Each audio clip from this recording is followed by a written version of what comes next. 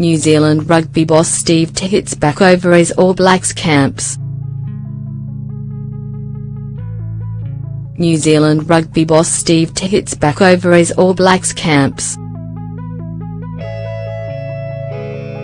New Zealand Rugby Chief Executive Steve Tew makes no apologies for agreeing to stage disruptive All Blacks camps during the Super Rugby season, suggesting this scenario is the imperfect solution to competing interests.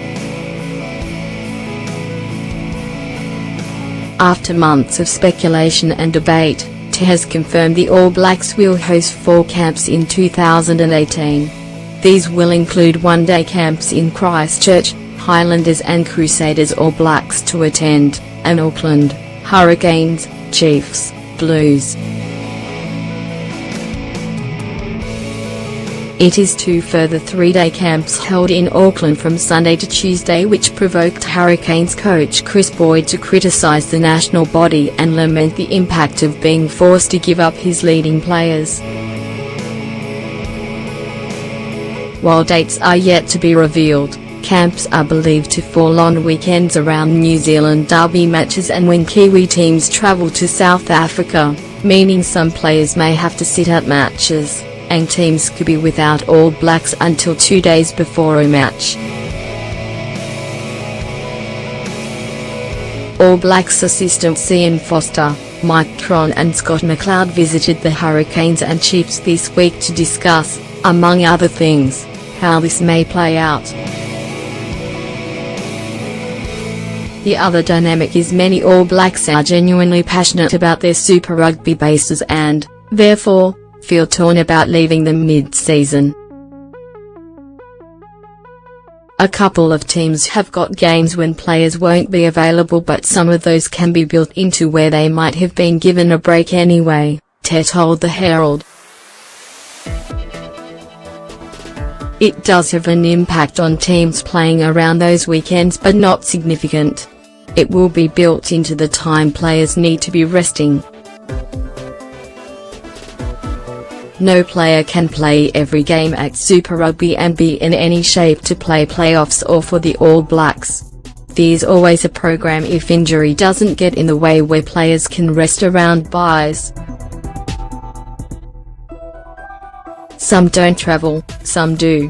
It's a case-by-case discussion, Tew said NZR, through former high-performance manager Don Tricker, discussed camps with Super Rugby franchise for months. It is understood All Blacks coach Steve Hansen, among others, held a meeting with Super Rugby chief executives where strong concerns were raised and modifications made to a number of versions of camps. There's always going to be a conflict between the All Blacks and Super Rugby because the calendar is still too cluttered, Tew said. The camps have been well communicated to the Super guys over a long period of time, so I'm a bit surprised to read some of those comments, but that's the way it sometimes pans out.